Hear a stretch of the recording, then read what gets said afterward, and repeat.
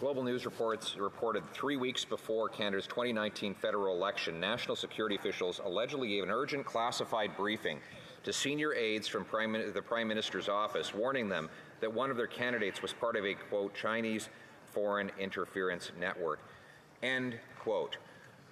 Can the Prime Minister tell us who that candidate was? The Right Honourable Prime Minister.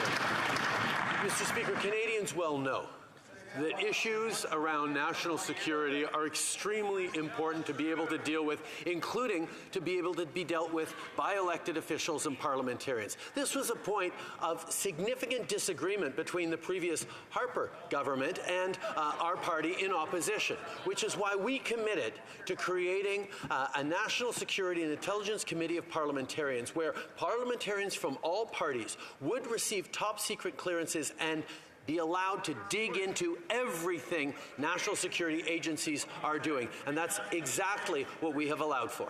Leader of the Opposition.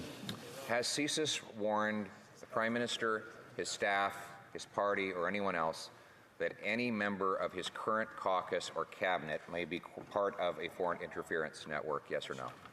Right Honourable Prime Minister. Mr. Speaker, as all members in this House well know, our intelligence agencies and officials work very hard every single day to keep Canadians, including Canadians of all different backgrounds, including all parliamentarians, safe from the impacts of foreign interference.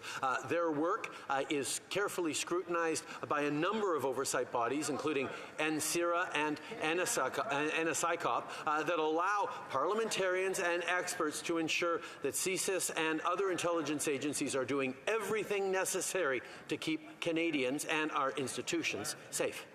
Honourable Leader of the Opposition. Has CSIS warned the Prime Minister, his staff, members of his party, that members of his caucus or cabinet are part of a foreign interference network? Yes or no? The Right Honourable Prime Minister.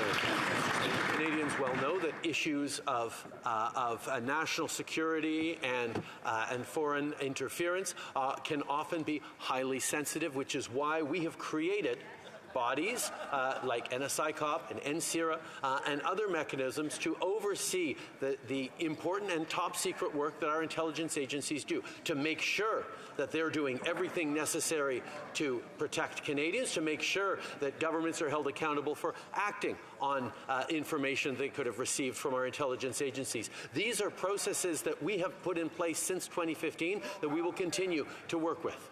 Leader of the Opposition. Yes or no? The Right Honourable Prime Minister. Mr. Speaker, we well know that issues of national security can be highly challenging to discuss as parliamentarians in the open floor of the House of Commons, which is why, over the objections of the former minister in the Harper government that objected to the creation of a National Security and Intelligence Oversight Committee, who's now the Leader of the Opposition, we went ahead and created a body that allows members of Parliament to get cleared to top secret levels so they can look into this question and all questions in a way that doesn't compromise national security. Honourable Leader of the Opposition. Yes or no? The Right Honourable Prime Minister. Mr. Speaker, issues around national security have deep implications for the safety and well-being of Canadians and those who serve to keep Canadians safe, sometimes in extraordinarily dangerous positions here and around the world. That's why we've created bodies that allow parliamentarians to get that top secret clearance so they can look directly at everything is done without putting at risk the brave women and men who serve this country to keep all Canadians safe. Honourable Leader of the Opposition. CSIS warned the Prime Minister's office 3 weeks before the 2019 election there was at least one candidate it identified as implicated in a foreign interference network.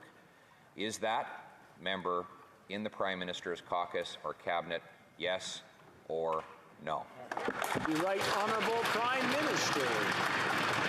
Mr. Speaker, we have created formal processes where parliamentarians from all parties, including from that member's own party, can get top secret clearances to look into matters impacting on national security and the safety of Canadians without putting at risk the women and men who serve in our intelligence communities here in Canada and around the world to be able to continue to do their jobs of keeping Canadians safe. And I know no one in this House wants to put anyone who serves this country at risk.